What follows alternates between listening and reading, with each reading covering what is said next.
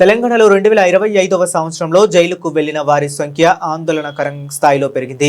గత ఏడాదితో పోలిస్తే ఖైదీల సంఖ్య దాదాపు 12% పెరిగిందని, మొత్తం 42,566 మంది జైలుకు వెళ్లారని రాష్ట్ర జైళ్ల శాఖ తన వార్షిక నివేదికలో వెల్లడించింది.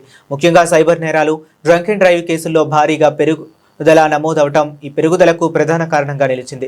జైలుకు వెళ్లిన వారిలో అత్యధికులు 18 నుంచి 30 ఏళ్ల మధ్య వయసు వారే కావటం తీవ్ర ఆందోళన కలిగిస్తుంది. జనవరి 12న జైళ్ల శాఖ డైరెక్టర్ జనరల్ సౌమ్య మిశ్రా ఈ నివేదికను విడుదల చేశారు.